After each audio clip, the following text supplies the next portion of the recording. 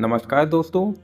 अगर आप अपने सपनों का घर खरीदना चाहते हैं लेकिन पैसों की कमी है तो ये वीडियो आपके लिए है। आज हम बात करेंगे घर खरीदने के लिए लोन कैसे लें, इसमें कौन से डॉक्यूमेंट चाहिए, ईएमआई कैसे बनती है और लोन लेने के लिए सबसे अच्छा बैंक कौन सा है। तो चलिए स्टार्ट करते हैं। देखिए, होम लोन एक ऐसा लोन है जो बैंक या फाइनेंस कंपनी आपको देती है ताकि आप घर, फ्लैट या प्लॉट खरीद सके। ये लोन आप 10 से 30 साल तक के लिए ले सकते हैं। साथ ही आपको हर महीने ईएमआई के जरिए इसको चुकाना होता है। अभी जो सबसे बड़ा सवाल है ये है कि होम लोन कौन ले सकता है। देखिए, होम लोन कोई भी ले सकता है लेकिन उसके लिए कुछ शर्तों को पूरा करना होता है, जैसे कि आपकी उम्र 21 से 60 साल के बीच होनी चाहिए। आपकी मंथली इनकम कम से कम 15,000 या उससे ज़्यादा होनी चाहिए ताकि आप लोन चुका सकें।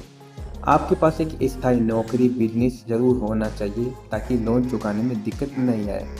साथ ही आपका सिबिल स्कोर भी अच्छा होना चाहिए और सिबिल स्कोर कम से कम 700 से ज़्यादा होना चाहिए ताकि लोन लेने में आसानी होगी। अब हम जानते हैं कि होम लोन लेने के लिए क्या क्या डॉक्यूमेंट चाहिए। तो दोस्तों, इसके लिए सबसे पहले आपके पास आधार कार्ड और पैन कार्ड होना चाहिए। एड्रेस प्रूफ के लिए वोटर आईडी, राशन कार्ड या इलेक्ट्रिक बिल। इनकम प्रूफ के लिए आपके पास सैलरी स्लिप या बैंक स्टेटमेंट होना चाहिए। इसके अलावा प्रॉपर्टी डॉक्यूमेंट होनी चाहिए जिसमें एग्रीमेंट, एनओसी और रजिस्ट्री का होना ज़रूरी है। साथ ही कुछ पासपोर्ट साइज फ़ोटो होनी चाहिए। दोस्तों, चौथा सवाल है कि कितनी राशि तक लोन मिलता है। देखिए, लोन की राशि भी आपकी मनमर्जी के हिसाब से नहीं मिलेगी।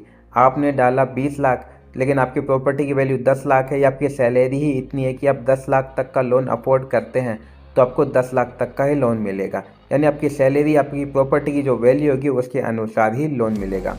ज़्यादातर बैंक 75 से 90% तक प्रॉपर्टी की वैल्यू का लोन दे देते हैं। इसके अलावा अगर आपकी अच्छी खासी सैलरी है या अच्छा खासा बिजनेस है जिसमें आप लाखों रुपए कमाते हैं, तो आपको 10 लाख से लेकर 5 करोड़ तक का लोन मिल सकता है।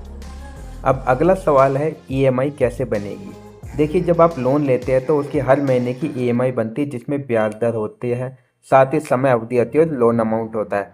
उदाहरण के लिए 20 लाख तक का लोन अगर आप 20 साल के लिए लेते हैं तो इसकी ब्याज दर वैल्यू होगी 8.5%, यानी 8.5% ब्याज लगेगा। और महीने की ईएमआई करीब 17,300 रुपये या जो भी आपका अमाउंट है उसके अनुसार बनेगी।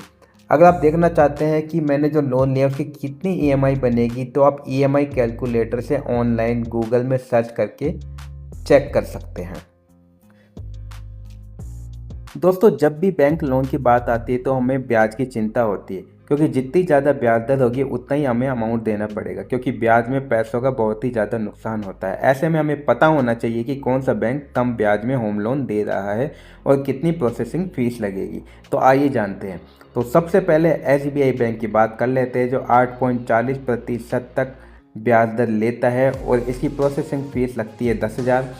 एचडीएफसी बैंक 8.50% ब्याज दर लेता है और इसकी प्रोसेसिंग फ़ीस लगती है 3,000 से 5,000 तक। इसके बाद आईसीआईसीआई बैंक 8.55% ब्याज दर लेता है और 5,000 तक इसकी प्रोसेसिंग फ़ीस लगती है। LIC HFL 8.70% तक ब्याज दर लेता है और 5,000 से लेकर 10,000 तक इसकी प्रोसेसिंग फ़ीस लगती है। एक जानकारी आपको दे दूँगी, ये सभी जानकारी एक बार आप बैंक जाकर ज़रूर पूछ लें, क्योंकि सभी अमाउंट पर अलग अलग प्रोसेसिंग फ़ीस लगती है। 10 लाख पर अलग लगेगी, 50 लाख के लोन पर अलग प्रोसेसिंग फ़ीस लगती है। दोस्तों, अगर आप होम लोन लेने के लिए एलिजिबल है या लोन की राशि आसानी से चुका सकते हैं, तो इसके लिए होम लोन के लिए आपको अप्लाई करना होता है। अप्लाई करने के लिए बैंक या वेबसाइट पर जाए, वहाँ पर लोन का फॉर्म भरे और डॉक्यूमेंट जमा कराए। इसके बाद आपका वेरिफिकेशन होगा और कुछ दिनों के बाद आपके अकाउंट में लोन की राशि ट्रांसफ़र कर दी जाएगी। दोस्तों, लोन लेते वक्त आपको कुछ बातों का ध्यान रखना है, जैसे ईएमआई आपकी इनकम से ज़्यादा ना हो, फिक्स्ड और फ्लोटिंग इंटरेस्ट चेक करें, लोन लेते समय इंश्योरेंस के ऑफ़र को समझें, सिबिल स्कोर चेक करें, क्योंकि ज़्यादा सिबिल स्कोर होगा तो ब्याज कम लगेगा। तो दोस्तों, अब आपको पता चल गया होगा कि होम लोन कैसे लेते हैं, इसमें क्या क्या डॉक्यूमेंट होने चाहिए, होम लोन लेते समय किन किन बातों का ध्यान रखना चाहिए, ईएमआई कैसे बनती है और सबसे कम ब्याज दर लेने वाले बैंक कौन कौन से हैं। उम्मीद करता हूँ आपको ये वीडियो ज़रूर पसंद आया होगा। पसंद आए तो हमारे चैनल को सब्सक्राइब करें। धन्यवाद।